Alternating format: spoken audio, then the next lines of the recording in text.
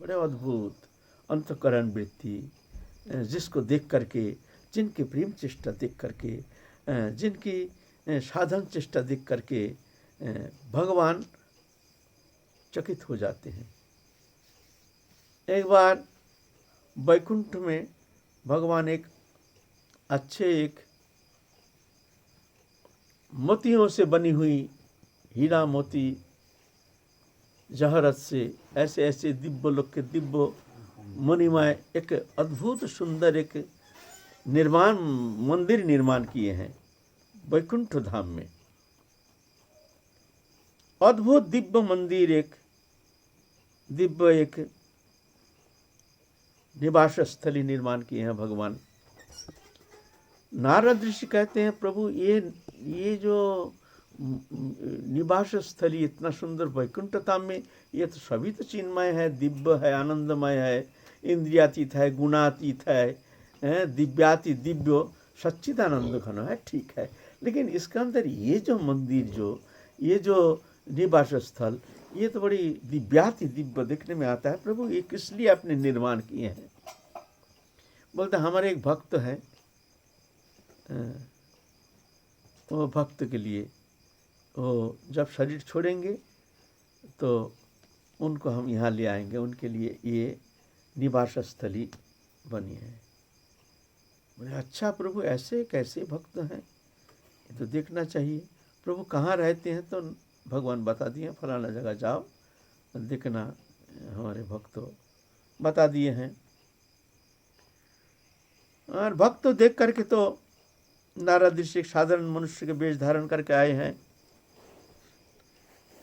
देखने में तो भक्त जैसे लगता नहीं है, चेहरा में तो ऐसा कोई दाढ़ी जटा और जो भक्त के जो संत के जो लक्षण है कुछ नहीं है। एक साधारण पागल सा घास उखाड़ रहे हैं, सूखी घास, और गाली दे रहे हैं भगवान को, तेरी ऐसी तैसी, तेरी ये भगवान को गाली दे रहे हैं। मुंह में श्री भगवान के ऊपर श्री गाली दे रहे हैं। बड़े अद्भुत, वो सुन रहे पीछे से, तो भगवान को गाली दे रहे हैं। इनका तो कोई काम नहीं, जॉब नहीं, ध्यान नहीं, ये तो देखते हैं दुश्मन जैसे भगवान को सिर्फ गाली के ऊपर गाली दे रहे हैं। ये किया, वो किया, ऐसा किया, तैसा किया, ये कलीजा खा रहा है मेरे को, मेरा कलीजा खाने के लिए आया है। ऐसे ऐसे भक्त है ना, भाव है ना। यहाँ हमारे भी एक भक्त है, वो राधा रानी को ऐसी बुरी बुरी गाली देती है ना, जो तुम कान में अंगली दे दोगे। राधा रानी को ऐसी गाली, मन शरीर में इतना जलन पैदा होता है, रोता है और गाली देता है, रोता है गाली देता है, आँख से अश्रुधारा, और वो ऐसे बुरी गाली राधा रानी को। तो भक्त के भीतर जब जलन पैदा होता है, प्रेम, अत्यधिक प्रेम के कारण भगवान के प्रति एक निबिड़, एक एकांतिक भाव, जिस भाव से भगवत प्राप्ति तो होती नहीं है, तो क्या होता है, भीतर में एक जलन सा पैदा होता है। तब वो कुछ सहन नहीं करता है, किसको कहेंगे, किसको सुनाएंगे। ये जलन, ये दाह जो है, ये अंतर जगत की जो दहन है, ये शांत कैसे करेंगे? तो एक अद्भुत विकार पैदा हो जाता है। उस स्थिति में वो भगवान को गाली देते हैं। ये होता है, ये सब कुछ समझ नहीं पाएगा। जो उस प्रेम के थोड़ा सा स्पर्श जिसके हृदय में आया है, वो जान सकता है। भगवान को गाली देते हैं। जैसे मान लो इस जगत में भी देखा जाता है, माता पिता तार एकमात्र पुत्र विदेश में रहता है, बहुत दिन हो गया आता नहीं, और पुत्र वियोग में पुत्र दूर रहते हैं, आते नहीं हैं। माता पिता बहुत दुखी हो जाते हैं, कभी कभी गाली देते हैं, अरे अरे ऐसे कुपूत है, इस बार अगर घर आया तो कहते हैं कि तू जा, तेरे जैसे पुत्र हमको नहीं चाहिए, तेरे जैसे पुत्र हमको, इतना दिन हो गया माता पिता का खबर नहीं लेता है, तेरे जैसे पुत्र हमको चाहिए नहीं, तू जा, निकाल जा यहाँ से। उसको पुत्र के प्रति अधिक स्नेह परवश होकर के ऐसा होता है ना, ये पुत्र है, ये दुश्मन है, ये पुत्र है हमारा, ये दुश्मन पैदा हुआ है। आज साल भर हो गया, हमारा कोई खबर लेता नहीं है, आने का नाम नहीं करता है। इस बार आने से कहते हैं तू निकल जा, तू हमारे, हम तेरे माता पिता नहीं है, तू हमसे मुंह नहीं दिखाना, कितना कुछ कहता है। तो ऐसे ही ये प्रेम अवस्था, ये इसका वर्णन होता नहीं है। ये भाव का कभी वर्णन होना संभव नहीं है। ये कोई सुनेंगे तो बोलेंगे ये क्या प्रेम है भाई, अब ये क्या प्रेम है, इसका वर्णन होता नहीं है। कोई शास्त्र इसका वर्णन किए नहीं है, ना कोई महत्पुरुष अपने श्रीमुख से शब्द के द्वारा इसका वर्णन करने में समर्थ हुए हैं। ये बात है ना। तो ऐसे गाली बक रहे हैं और नारद ऋषि सुन रहे हैं। एक साधारण गृहस्थी के वेश धारण करके आए हैं, उनका कमर में एक तलवार लटका हुआ है। तलवार ना, वो भक्त के पागल सा, कोई तिलक कंठी माला फला का कुछ नहीं है।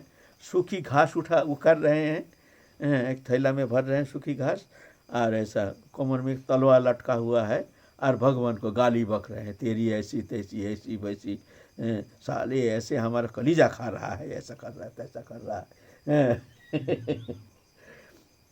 नारद जी को समझ में नहीं है कि भगवान जो ठिकाना दिया है हम तो उसके पास ही आए हैं, लेकिन इनका तो देखते ही भगवत विद्वेषी जैसे लगता है। ये तो भक्त का कोई लक्षण इनमें तो दिखता नहीं है। कमर में एक तलवार लटका हुआ है, ये भाई कैसे भक्त है। तो कहते महाराज दंडवत, आँख लाल करके दंडवत, क्या चाहिए आपको? नहीं आप फलाना नाम के, हाँ क्या चाहिए आपको? समझ गया ना, ठाकुर जी ने पता बताया, ये नाम तो यही है। आप ये क्या कर रहे हैं? घास कर रहे हैं, दिखता नहीं, आँख खा गया, आँख खा गया, दिखता नहीं है, घास उखाड़ रहे हो। अरे घास तो उखाड़ रहे हैं, लेकिन किस लिए? नहीं शरीर को तो देना है ना, ये शरीर, इसको तो कुछ देना पड़ेगा। बोले तो महाराज सूखी घास क्या करेंगे, इससे क्या होता है? बोले सब घास दिखता, सब लता पत्ती, सब प्राण है ना इसमें, तो उसको हम कैसे तोड़ेंगे? सब में प्राण है, यही सूखी घास खा के हमको जीना पड़ता है, क्या करें? भगवान का और दो चार गाली सुना के कहते वो तो हमारा कवल लेता नहीं है, हम क्या करें? आप दो चार गाली भगवान को सुना दिया। तो महाराज आपका कमर में, आप तो दिखते हैं इतना अहिंस है, नीति है आपकी, जो आप सूखी घास उखाड़ रहे हैं, और जो हरी घास है वो उसमें प्राण है जान करके आप उसको नहीं तोड़ते हैं। घास लता पता और कोई कहीं जो है वहाँ से आप लेते नहीं हैं। लेकिन ये तलवार तो हिंसा के वस्तु है, ये किस लिए रखे? बोले 3 जन है हमारे दुश्मन, उसको मैं काटूंगा जब भी मिल जाए, जब भी हमारे सामने वो आ जाए तभी मैं उसको काटूंगा, वो साला हमारे दुश्मन है। बाबा महाराज आप इतना अहिंसा है, फिर आप दुश्मन कैसे बन गया? कौन कौन है महाराज, थोड़ा जान सकते हैं आप? कृपा करके बताएंगे। एक तो दुश्मन है अर्जुन, अर्जुन के को तो भगवान का सखा है। अरे एक शब्द में ज्ञान हो जाता है, और तो 18 अध्याय 716 गीता सुनाना पड़ा, भगवान को बजर बजर बजर बजर करना पड़ा, उसका ज्ञान होता नहीं है। अरे भगवान को क्यों भाई इतना तो बुलवा रहा है उनके द्वारा? फिर उनको सारथी बनाया, अपना रथ का सारथी बनाया। हमारा भगवान को चैन से बैठने नहीं देता है, उसका सारथी बनाया। वो भगवान को सुख नहीं चाहते हैं, तो उसको मैं काटूंगा। अच्छा, भगवान सारथी बनाया भगवान को, और 18 अध्याय इतना समय भगवान को बोलना पड़ा, इसीलिए कष्ट हुआ। अच्छा ठीक है। दूसरा कौन है? दूसरा है द्रौपदी। बोले वो क्या किया? अरे जब भी देखो विपत्ति आती है, हा गोविंद, हा गोविंद। क्यों भाई? भगवान चैन से बैठे हैं, उनको शांति में बैठने दे। हर विपत्ति में, आपत्ति में, संपत्ति में उनको हा गोविंद क्या जरूरत है? उनको तुम प्यार करते हो, उनको तुम शांति से, तुम चैन से बैठने नहीं देते हो। बैठे खा रहे हैं हा गोविंदो, और गोविंदा के हाजिर। क्या है, क्या बात है, क्या है? दुर्भाषा आ गया, हा गोविंदो, बस रहा हा गोविंदो, उसको रानी को मैं मारूंगा, ऐसे काटूंगा, ऐसा करके बराबर गाली भी दे रहे हैं, और बोलते उसको मैं काटूंगा। हमारे ठाकुर जी को चैन से बैठने नहीं देता है। अरे भाई तुम्हारा प्रेमी जन है, उसको शांति में रहने दो, कैसे उनको डिस्टर्ब मत करो, उनको बोलो मत उनसे, उनका जब मन होगा तुम्हारे पास आएगा, तुम उसको डिस्टर्ब करते हो, हर समय उनको विचलित कर देते हो, चैन से बैठने नहीं देते हो, दिन नहीं रात नहीं, हगबिंदु हगबिंदु, ये क्या बात है। अच्छा, तीसरा कौन है? अरे वो तो साला मेरा सबसे बड़ा दुश्मन है। बोले वो कौन है? बोले वो नारद। नारद दिखता, भाई हमारा नंबर आ गया, ये ऐसी बात है। तो महाराज नारद ने क्या किया? अरे वो तो बड़ा दुश्मन है, वो दिन नहीं रात नहीं, नारायण नारायण नारायण क्यों भाई? भगवान विश्राम कर रहे हैं, तुम नारायण नारायण करते हो तो भगवान तुम्हारी तरफ ध्यान जाता है ना, उसका निद्रा टूट जाती है। भगवान चिंता करते हैं क्यों हमको पुकार रहे हैं, तुम्हारे पीछे पीछे डोलेंगे, फिर भगवान सब विश्राम छोड़ करके तुम्हारे पीछे पीछे आएंगे। अरे भाई उनको चैन से रहने दो, क्या नारायण नारायण चिल्लाने का क्या जरूरत है? उनको चैन से तुम विश्राम करने नहीं, तो हमारे ठाकुर जी को, हमारे प्राणनाथ को, हमारे प्राणपति को तुम इस तरह से दिन रात तुम उसको बेचैनी करके रखते हो, नारायण नारायण करके। क्या जरूरत है तुम्हारे इतना चिल्लाने का? दिन नहीं रात नहीं, बिना लेकर के, वो भी बिना लेकर के टोंग टोंग टोंग टोंग नारायण नारायण नारायण, उसको मैं काटूंगा। तो यह है भक्त का भाव। भगवान को ऐसे प्रेम करते हैं ना, उनको शांति से रहने दो, उनको चैन से रहने दो, ऐसी भावना एक अंतःकरण की भावना है। तो भक्त की भावना भगवान भी उनके लिए समझना भी कभी कभी मुश्किल हो जाता है। तो भगवान उनके प्रेम चेष्टा, भाव चेष्टा देख करके भगवान भी चमत्कृत हो जाते हैं। तो क्या कहते हैं कि हम इसको क्या दें? तो भगवान कहते हैं इसको देने का तो कुछ है नहीं, हम देने से भी लेना नहीं चाहता है, तो ठीक है मैं अपने आप को समर्पण कर देता हूँ, तुम हमको ले लो, हम बिक गए तुम्हारे प्रेम में, हम बिक गए। अहं भक्तो पराधीन। ऐसे भक्त हैं, भक्तों उनकी जो प्रेम चेष्टा, उनकी जो इतनी प्रेम, उनकी अंदर इतनी जो एक अद्भुत प्रेम वैचित्री, जो वैचित्री देख करके भगवान चमत्कृत हो जाते हैं। भगवान भगवत्ता भूल जाते हैं, भगवत्ता भूल करके भक्त को पीछे पीछे अनुगमन करते हैं। अनुब्रजमहम नित्यं पुत्यं हृदि रेणुभि, अनुब्रजामि हम, उनके पीछे पीछे मैं चलता हूँ। तो भगवान ऐसे प्रेम बस है। तो इसलिए भगवान कहते हैं अहं भक्त पराधीनो। तुम अगर वो प्रेम चाहते हो तो हमारे भक्त के पास जाओ, हमारे भक्त की सेवा करो। इसमें भक्त कृपा करके तुमको कृपा करेंगे तो वो प्रेम सहजलभ्य हो जाएगा, तुम्हारे लिए सहजलभ्य हो जाएगा। वो आनंद रस का अनुभव अपने आप खुद करते हैं। तो वैष्णव सेवा, वैष्णव प्रसन्नता, तुम वैष्णव सेवा, वैष्णव को अतिक्रमण करके जो ना हम वैष्णव सेवा नहीं करेंगे, हम संत सेवा नहीं करेंगे, इस वक्त झंझटिया काम है। और फिर सबसे अभेद बुद्धि लेकर के सभी निर्दोष है, सभी भगवान के जन है, ऐसी भावना लेकर के भाई इतना साधु सेवा संत हमसे होगा नहीं। तो बोलता है तो पड़े रहो, महत कृपा बिना कोनो कर्म में भक्ति न है। उनकी कृपा बिना तुम वो प्रेम प्राप्ति नहीं कर सकते हो। सेवा ऐसी नहीं होती है, कोई वस्तु से सेवा नहीं होती है। वस्तु के द्वारा तुम चाहते हो कि हम वस्तु दे करके वैष्णव का सेवा करेंगे, ऐसा नहीं होता है। वस्तु तो भिखारी को भी दिया जाता है। क्या वस्तु दोगे? भगवान के भक्त हैं, उनको कौन सा वस्तु दे करके तुम उनको प्रसन्न करोगे? ये तो हमारी एक अभिमान है, हम दे रहे हैं, हम देंगे, हम दान करेंगे। जहाँ दान है वहाँ मान है, मान माने अभिमान है। तो वैष्णव सेवा सबसे कठिन है, भजन से भी कठिन है। लेकिन अगर ठीक ठीक श्रद्धा, तीव्र श्रद्धा, भगवान के प्रिय जन मान करके, निराभिमानी हो करके, अत्यंतिक श्रद्धा लेकर के अगर उनके प्रसन्नता के लिए सेवा की जाती है तो महत कृपा से बहुत सहजलभ्य हो सकता है। नारद ऋषि जो भगवत पार्षद बने हैं, कैसे? उनके माँ एक परिचारिका थी, वहाँ साधु संत निवास करते थे। तो छोटे से बच्चा थे नारद ऋषि उस समय पूर्व जन्म में। तो मैया के साथ साथ साधु जहाँ बैठते थे उनके पास जाते थे, उनकी सेवा करते थे, उनके चरण दबाते थे, उनकी झूठन खाते थे। और साधु संत देख करके माँ सेवा करती है तो बच्चा का देख करके स्वाभाविक मन होता है हम भी सेवा करेंगे। माता पिता जैसे करते हैं बच्चा भी ऐसे ही शिक्षा प्राप्त करते हैं। हमारा याद है, हम प्रशंसा नहीं करते हैं, अपनी याद है। हम छोटे थे, हमको लेकर के माँ अपने गुरुगृह में जाते थे। गुरुगृह में जाते थे तो गुरु के चरण के पास हमको बैठा देते थे। हमको अच्छा लगता था। सब कोई गुरुदेव के उपदेश श्रवण करते थे, उनकी सेवा करते थे। हम छोटे थे उस समय,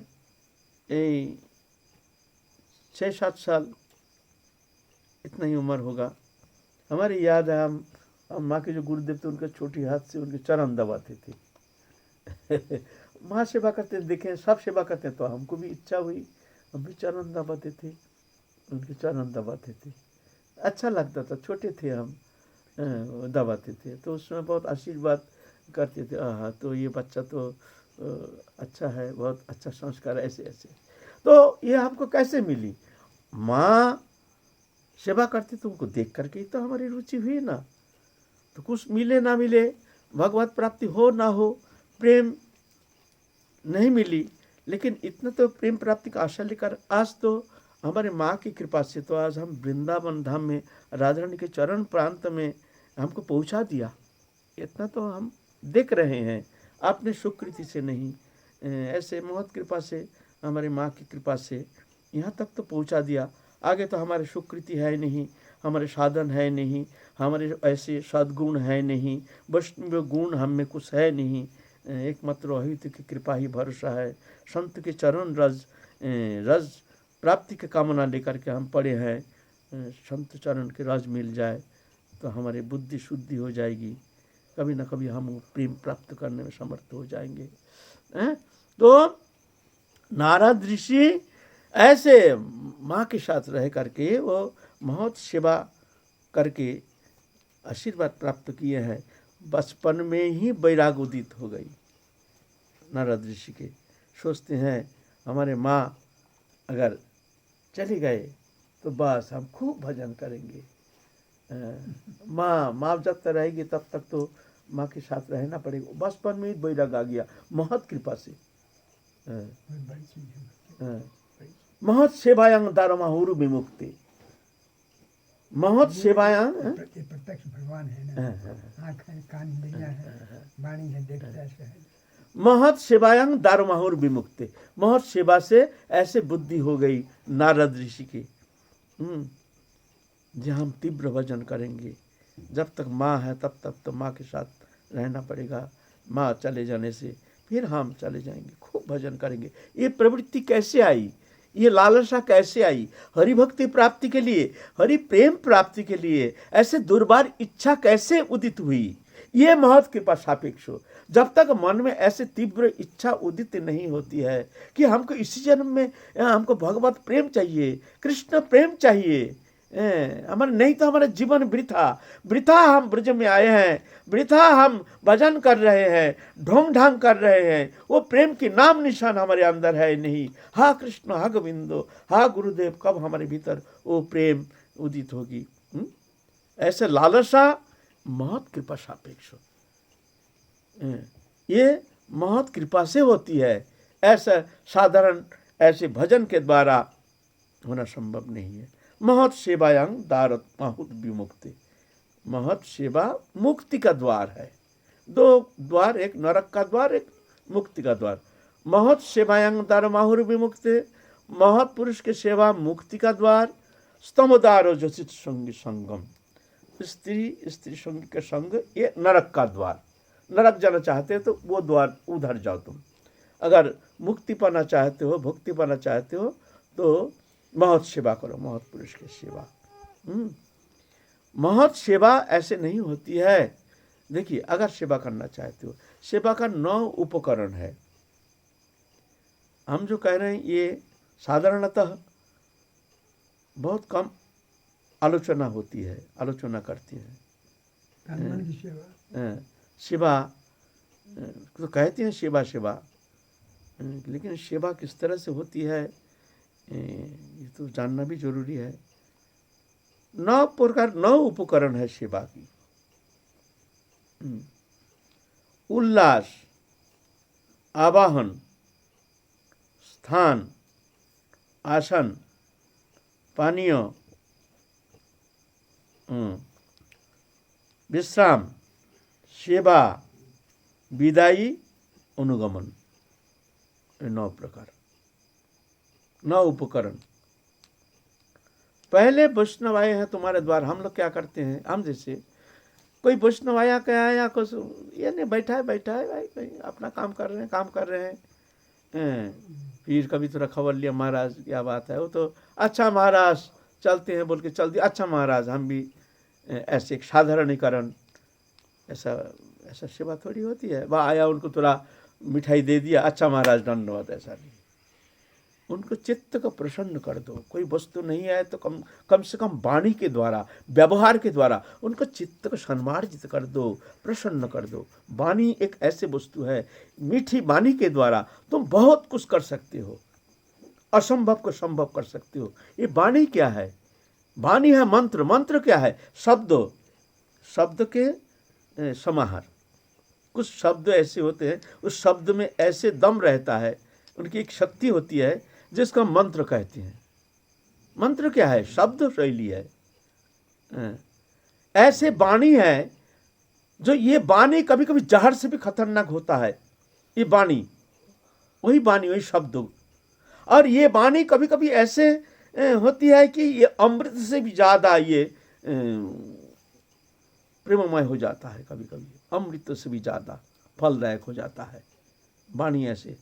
इसीलिए कहते हैं तुम कुछ किसी को दे नहीं सकते हो, कम से कम देखो निर्विशेष कोई प्राणी मात्र ही, चाहे वो दुर्जन हो, असज्जन हो, अभिचारी, व्यभिचारी, कुभिचारी, कदाचारी, जो भी कैसे भी हो, देखो ये वाणी का प्रयोग जो है इसमें कोई कष्ट नहीं। सब भगवान के जन, सब में भगवान के निवास स्थल, सब में प्रभु है जान करके खबरदार वाणी का कंजूसी मत करो।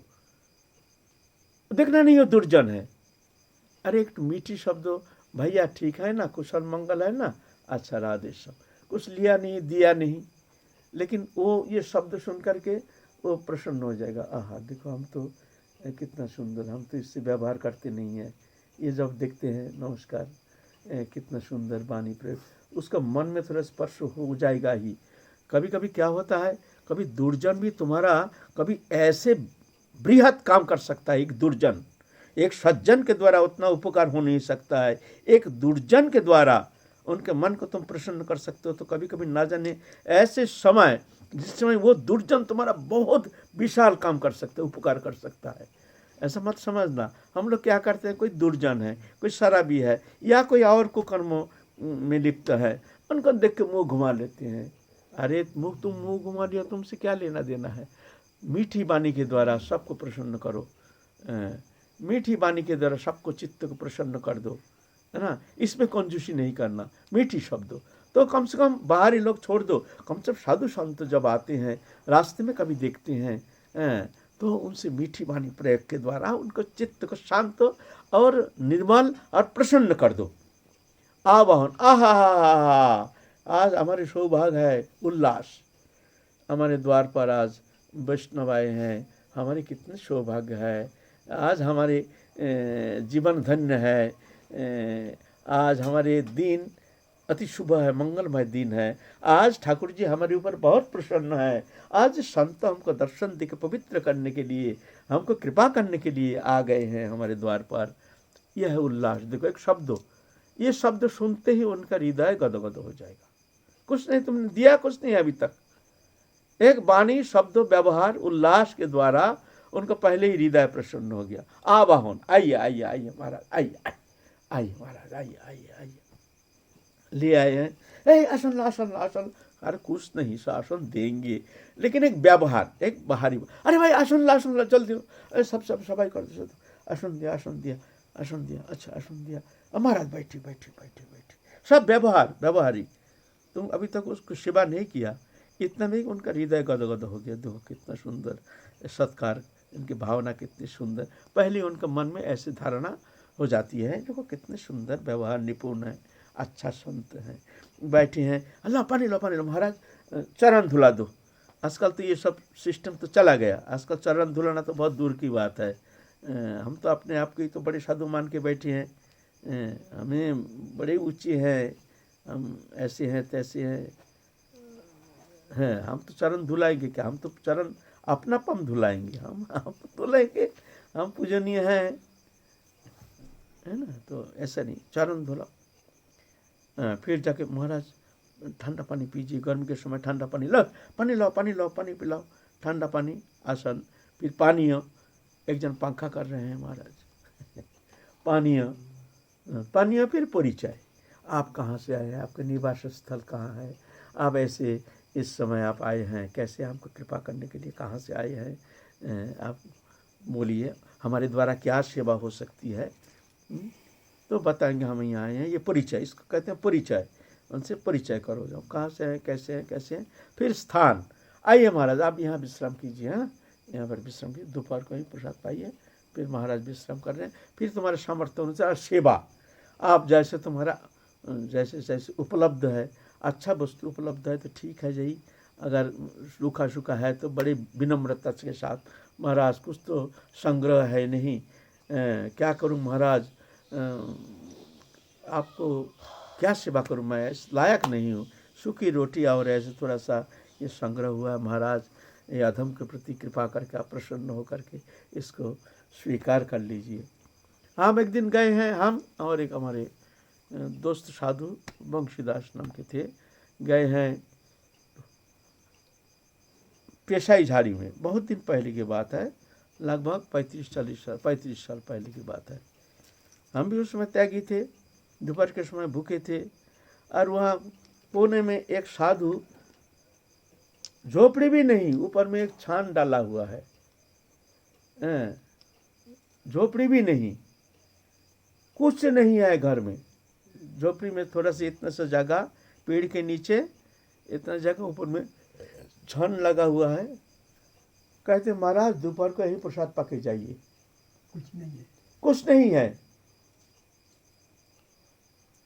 हम सोचते हैं भाई इनके पास कुछ नहीं है, ये हमको निमंत्रण दे रहे हैं, हम भूखे भी हैं, सोचते हैं क्या सेवा करेंगे हम, भगवान जाने क्या सेवा करेंगे। तो ठीक है महाराज आ रहे हैं, हम लोग परिक्रमा दिखा आ रहे हैं, तो पेशाई झाड़ी परिक्रमा दिखा आए हैं, आके और भी एक आध जन साधु, तो उनको हाथ में रोटी बना करके, हाथ से बर्तन भी है नहीं, उससे मिला के 2 जन तो पाके चले गए। हम लोग उनको बैठने के लिए आसन दिया, हाथ से बना करके ये अग्नि में छेक करके रोटी, और ऐसे एक टूटा कटोरा, उनके पास वही है, 2 कटोरा दिया, थोड़ा सा क्या बनाए वो दिया, महाराज पाइए। और उस समय हम भी वैसे त्याग वृत्ति के थे, मधुगरी पाते थे, उसी में अमृत जैसे, तो वंशीधर बाबा वो भी पा रहा, हम भी पाए, और रोटी दे रहे हैं, फिर दे करके हाथ मुँह धो के जा रहे हैं। 2 रुपया, 1 रुपया महाराज दक्षिणा, दक्षिणा दे रहे हैं, 1 रुपया, उसमें 1 रुपया बहुत था, 1 रुपया दे रहे हैं। तो हमारा हृदय गदगद हो गया, कुछ नहीं है, देखो साधु सब कैसे हृदय है, उनकी भावना कैसी है। 56 भोग से भी ज्यादा हृदय तृप्त हो गया। 56 भोग में भी उतना आदर सम्मान खातिर के साथ उतना सेवा करने से भी शायद उतना तृप्ति नहीं होती। उनकी वो सेवा भावना देख करके मेरे मन तो ऐसे गदगद हो गया। हम तो सोच रहे हैं कि धन्य है ये, धन्य है इनकी साधु स्वभाव, इनकी सेवा प्रवृत्ति, है ना। तो सेवा वस्तु से होती नहीं है, सेवा भाव से होती है ना, है ना। तो सेवा के बाद अब तुम्हारे पास कोई वस्तु है तो उनको दो, कपड़ा लत्ता नहीं तो दक्षिणा कुछ दो, यह है विदाई। महाराज आर तो कुछ है नहीं, क्या करो कैसी सेवा करो, वाणी के द्वारा ऐसे ऐसे बोल करके अब महाराज जा रहे हैं, उनके पीछे पीछे अनुगमन। अब है अनुगमन, महाराज ऐसे ही कृपा करके कभी हमको कृतार्थ करने के लिए, हमको पवित्र करने के लिए कभी यहाँ से आप शुभागमन हो तो हमारे यहाँ चरण रस दे के हमको पवित्र करके जाइए महाराज, मैं धन्य हो जाऊंगा। ऐसे करके विदाई अनुगमन एक वाणी के द्वारा उनके हृदय एकदम गदगद हो जाएगा भाव से। वस्तु से सेवा थोड़ी होती है, हैं? ये एक भी सेवा हम लोग करते हैं, ऐसे एक भी भावना हमारे अंदर है? साधु बैठा है, पानी के लिए भी पूछते नहीं है, पानी के लिए भी पूछते नहीं है। तो ऐसे नहीं। महत सेवायांग दारो माहूर विमुक्त, ना जाने कैसे कैसे महत पुरुष ये ब्रजमंडल में विचरण करते हैं, नवद्वीप धाम में विचरण करते हैं। तुम क्या जानते हो कौन कैसे कौन स्थिति में है? तुम तो अपने अभिमान में मत तो होकर तुम जानते हो हम सेव्य हैं, हम तो पूजनीय हैं, हम किसका पूजा करेंगे? ठीक है, प्रसन्न रहो, कोई बात नहीं। लेकिन अगर वो प्रेम प्राप्ति करना चाहते हो तो सबके लिए एक ही रास्ता, अवनमित शीरंग साधु पदाम्बुजे।